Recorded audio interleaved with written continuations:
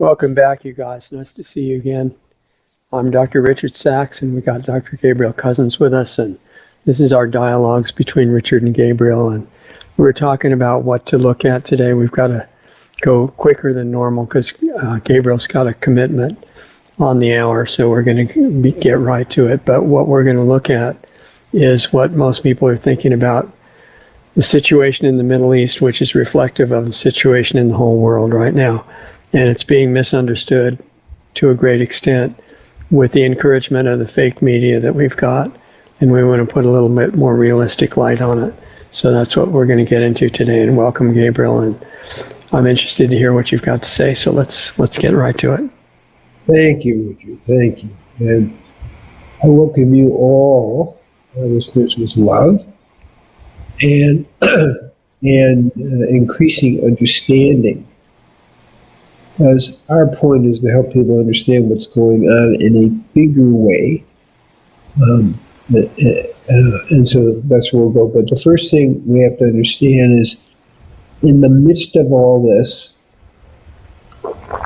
we need to activate our spiritual joy so that we can have a clear mind to really begin to hear. We're going to start with a little bit of dancing for 3 minutes. And a few minutes of meditation, like a minute or so, and then go into our talk. So let's start with the dancing. The sun is just rising here in New Zealand. Okay, let's do it.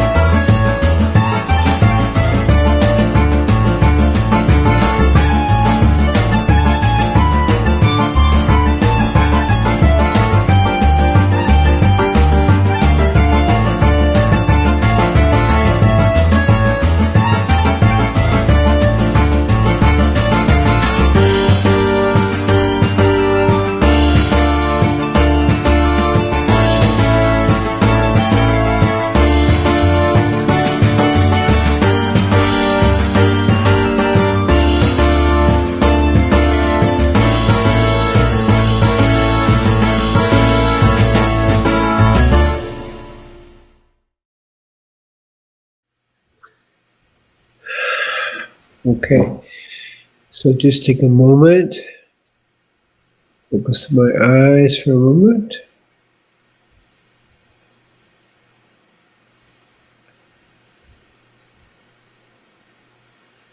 Just a moment. Meditation.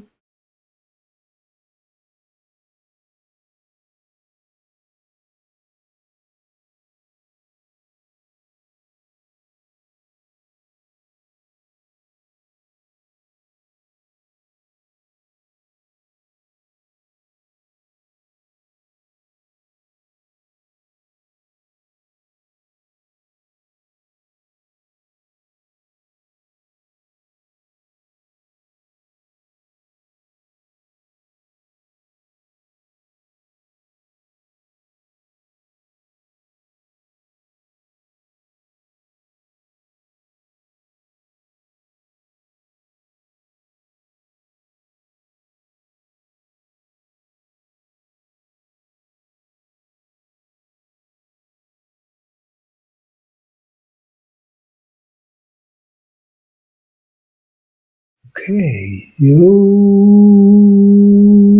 here we are. So, looking at this whole situation of the Middle East, the first thing we need to understand is it's the world, it's not the Middle East. And the issue has to do with the kind of, I'm going to say, the final big move by the globalists to create enough chaos and confusion and fear, because people act out of fear, to one who, in the chaos, by bringing in a new world order, which I'm going to call a new world disorder, because although it appears to look like order, tyranny is never order. It's not the natural way of humanity. It's not the way God designed it. We're supposed to be unique individuals working together collectively for the evolution of consciousness for each person and for the society. The New World Order isn't about that at all. It's about tyranny and slavery and ignorance.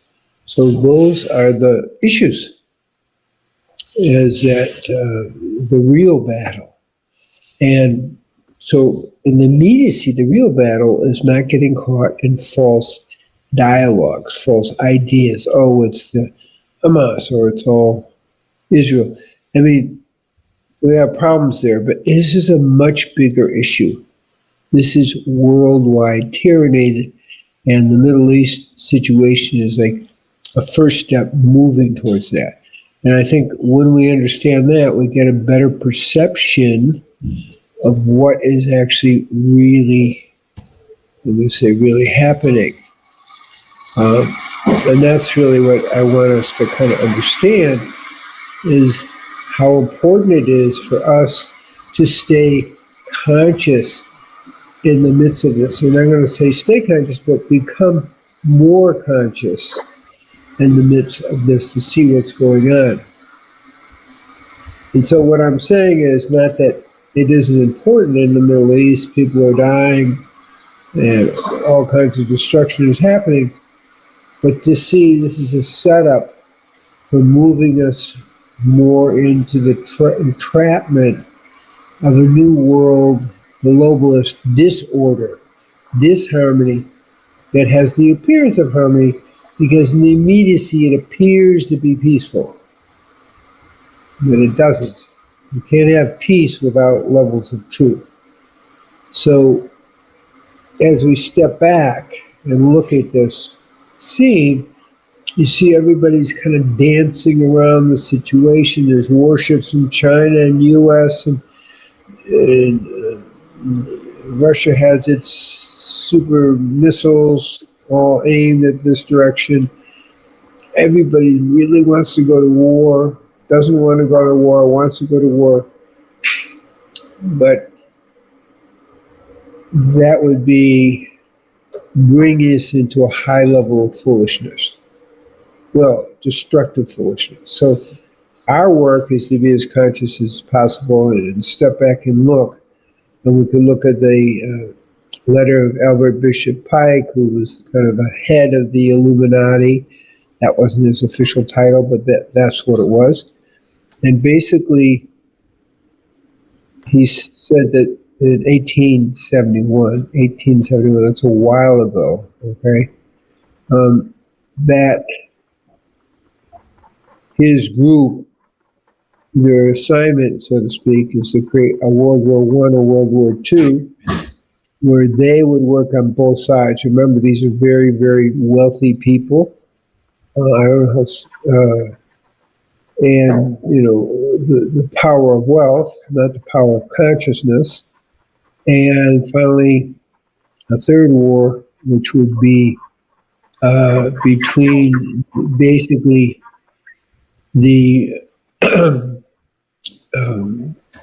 Judeo-Christian and atheist versus the Muslim. So that would be the third war. And then from that, they would take over his group and create their New World Order. He didn't actually use the word New World Order, I don't think.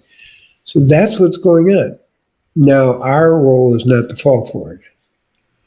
Our role is to be conscious enough and to say, no, we need a truly heart-centered new world in which everyone is supported in reaching the highest human potential of their connection with God and also their unique potential.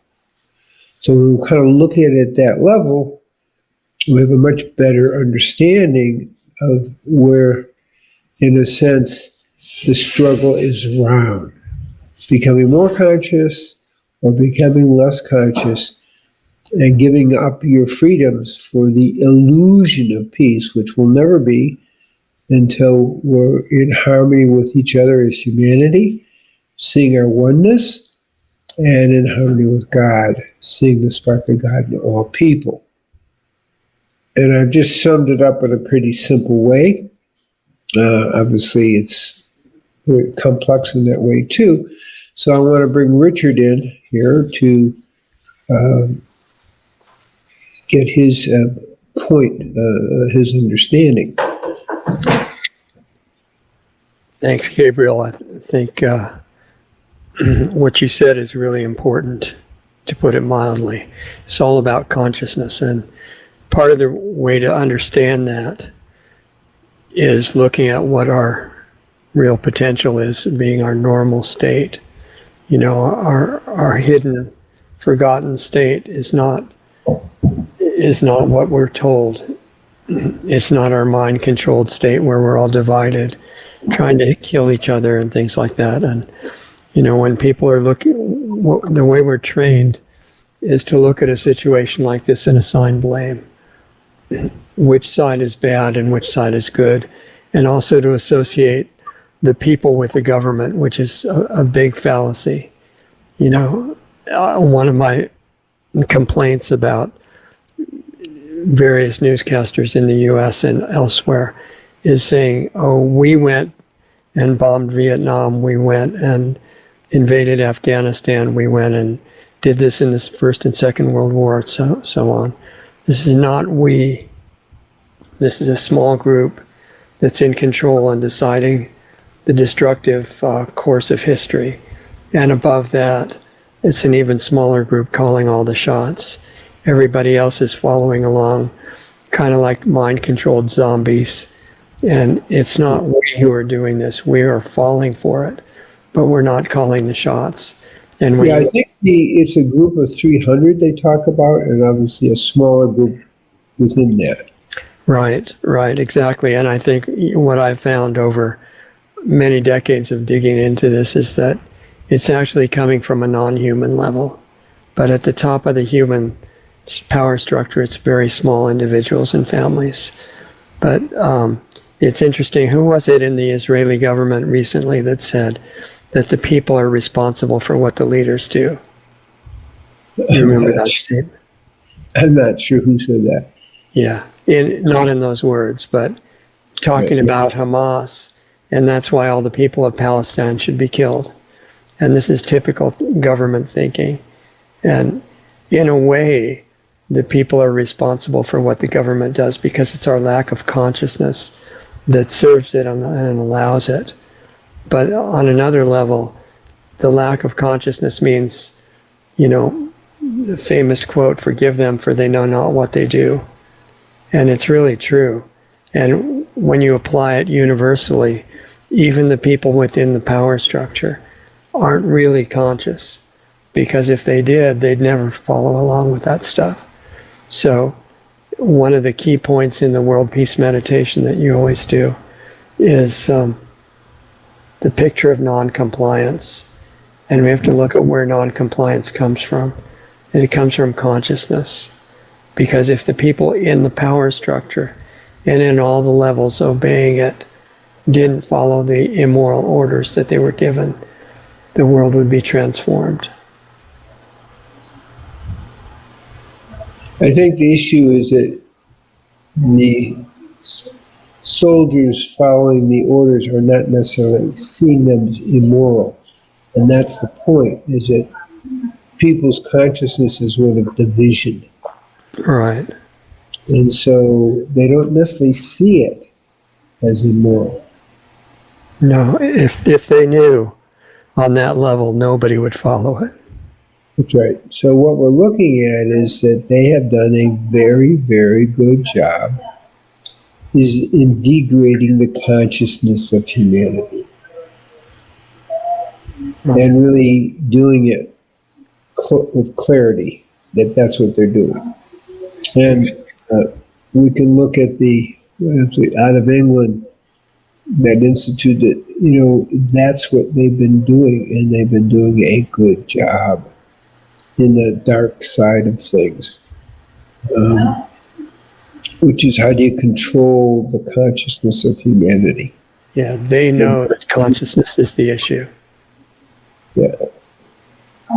So what our job is, what we're doing, like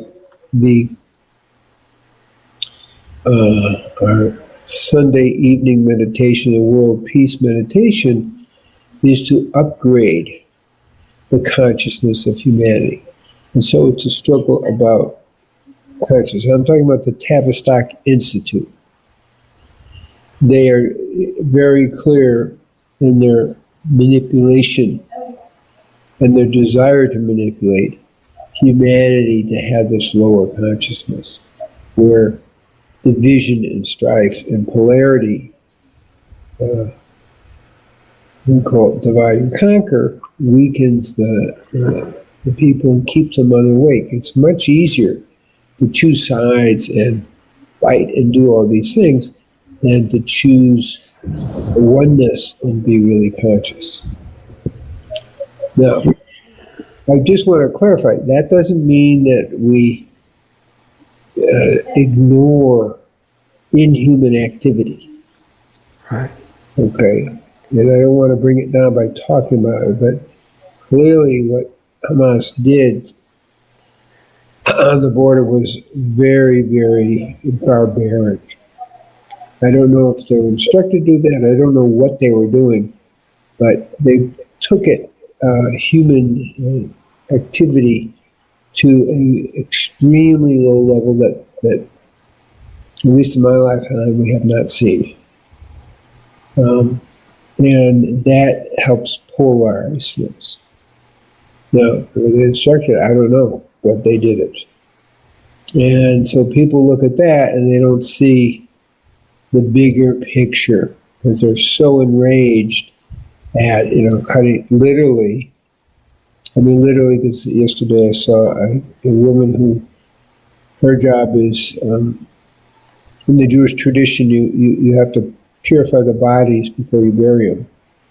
And she went through all the decapitated people, but also adults who were decapitated, not just children. And the trouble she had matching the heads to the bodies, and it's just horrendous. But that's a first-hand account, so I'm not going through the newspapers. I'm seeing a person who's literally there, whose job is to purify the bodies before burying them, describing how very difficult it was. I won't go into all the details. I'm making the point is, what we're hearing about appears to be true and not propaganda. I mean, first-hand account. So how do you do this? And when you create these horrible things, how do you repair from that? And that's really what the world has to look at. And we don't want to ignore that happened, but we have to have the bigger view, which is not divide and conquer, but we are all one in the midst of this going on. Right. That takes a lot of consciousness. There's really, there's extreme blame on both sides. I mean, Hamas is mass murderers, and they're trained to do that for what they think is their higher goal. The Israeli government, which allowed this, in my opinion, is a mass murderer just like it, because they could have stopped it. If they cared about the Israeli people, they would never have allowed the attack. The other thing is that when you look at the devastation in response, where IDF and the Israeli forces are killing civilians in Palestine, that's unconscionable. You know, when they blew up the old church, the third oldest church in the world, and hundreds of people that had run there because their homes were destroyed, that's not okay. On both sides, there's this consciousness of murder, justified murder, and the people on both sides are the victims. So there has to be a completely different response. And as it gets into the chain of action, reaction, retribution, justified attack based on what was done, it gets harder and harder to stop it because every side feels totally justified. And the point is that you mentioned people getting back their potential. Well, maybe we should look a little bit more at what is the potential. And if the potential is really there, that means that's our real nature. And a lot of these rulers want us to feel like our nature is hopelessly fallen and doomed to fight each other forever and things like that. And I think that's a really good point. Is again, we want to bring people up to a higher consciousness, which is our true nature. And you couldn't do that if you weren't there already. Say it again. You couldn't even think realistically of achieving that higher potential unless it was already there, waiting to come out. Yeah, it is there. And when we do our world peace meditation, I believe, which is on Israel time, is at 6:15 p.m. on Sundays. People are reaching their higher potential in that moment. And we want to keep encouraging it, because when enough people reach that, and people theorize 9,000 people, which isn't a whole lot, it will change the kind of global mind, brain to a higher potential. Right. So we can tip the scales, a small minority can tip the scales towards a higher consciousness potential. That's the good news. And we have the capacity to do this. And to live in it. And to live it. But the point is, as you said earlier, it's just that we have that potential within us. And the more people who participate in that potential, the greater the global brain-mind shifts. Right. That's the important thing. We're influencing each other already. It's just scattered, and a lot of it's negative. Doesn't have to be. Yeah, so we want to take a look at how to shift into a positive humanity-based, God-based mindset. That's what we're talking about. Right. And the meditation is has been proven to be, there's been over 300 studies which show that when people meditate together, the amount of violence in the society goes down. Over 300 studies since 1973. And one of the most dramatic was one in Rhode Island, where they brought 350 meditators in when they were meditating regularly for a few minutes, and the amount of violent crime dropped 43%. People said that's a fluke, maybe it's the weather, maybe it's whatever.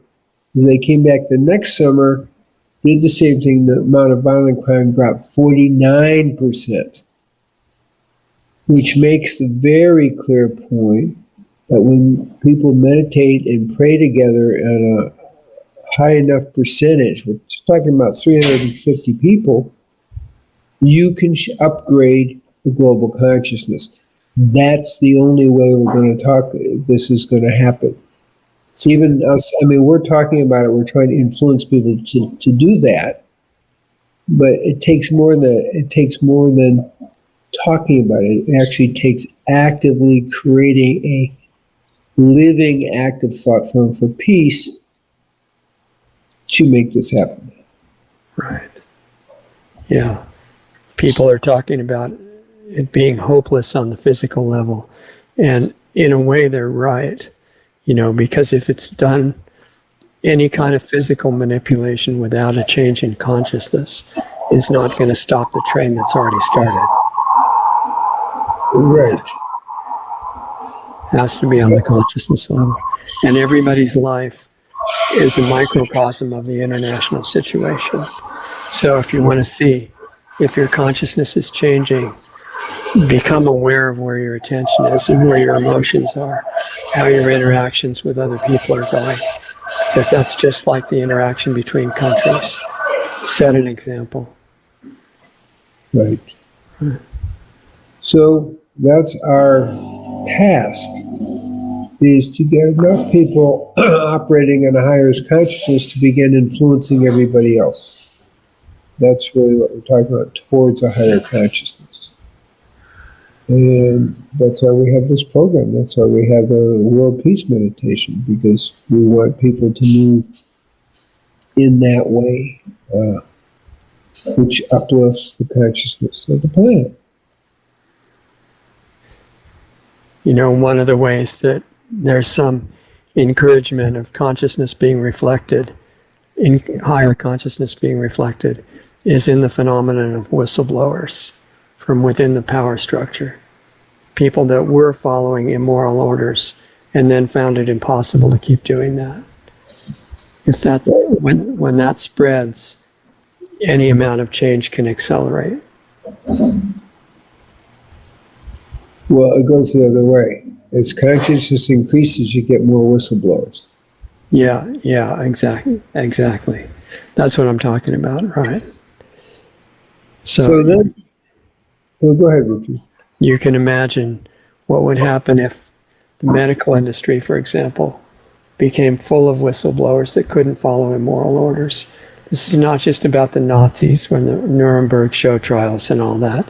It's about so many applications in real life.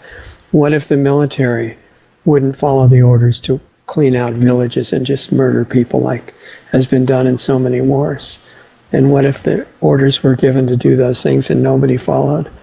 What if the teachers were trained to tell the kids that they were the wrong gender, and the teacher said, wait a minute, this is insane, I'm not going to do it. What if nobody would follow these orders? It would change the world, transmute everything. It would nullify the effort to get people confused, that they don't even know about biological sex. But I'm going to go back a little bit into really the work that has to be done, which is the upgrade consciousness of the planet. And we have to start with ourselves. That's why I teach the 6 foundations and 7-fold peace, because it's a way of life that uplifts the consciousness on the planet.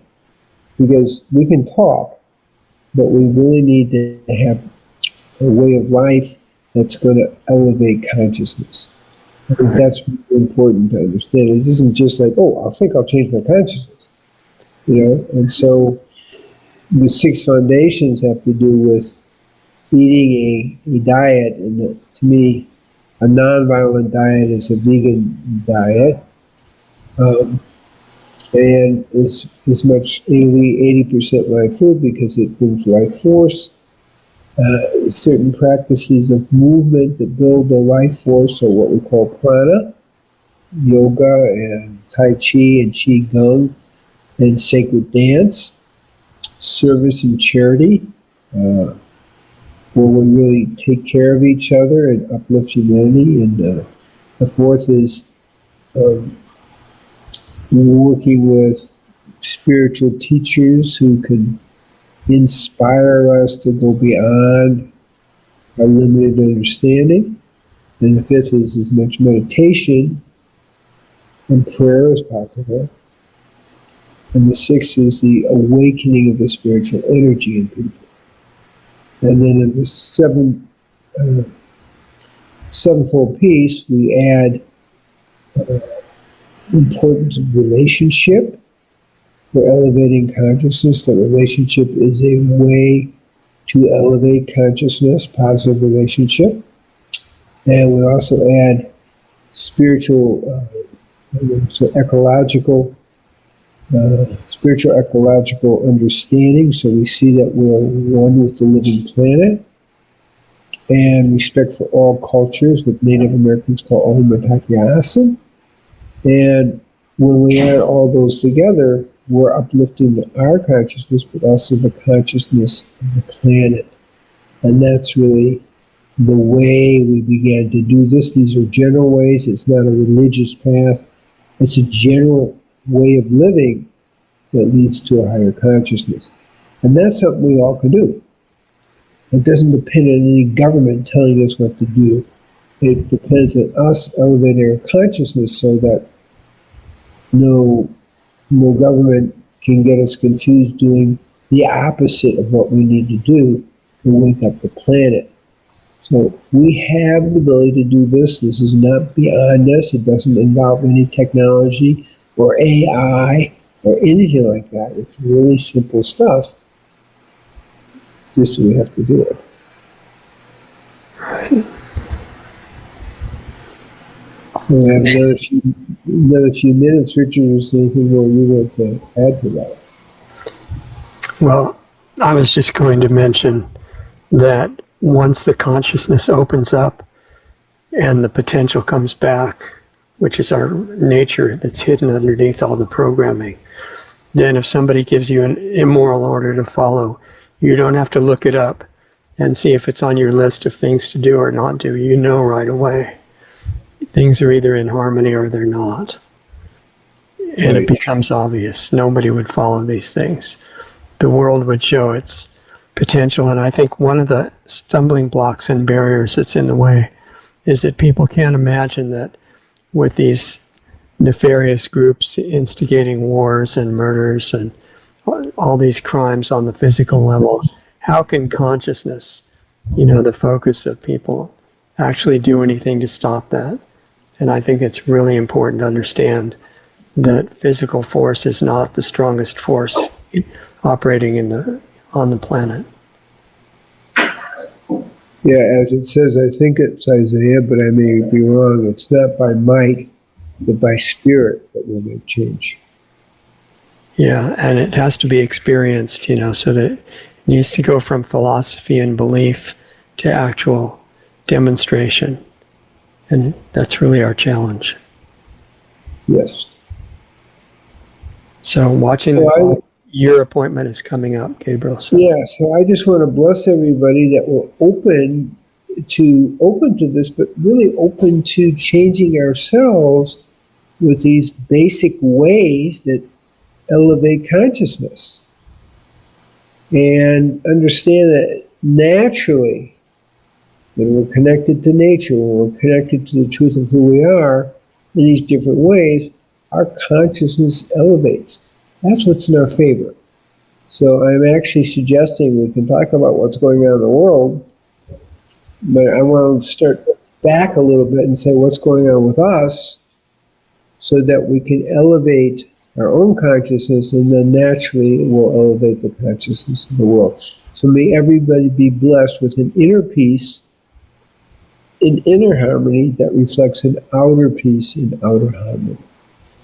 I hope. Amen to that for sure. And remember that taking care of yourself is not the evil that we've been trained it is. It's essential.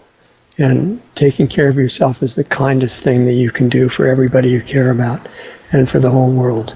So pay attention, use your time well, and we'll look forward to seeing you here next time. Take care.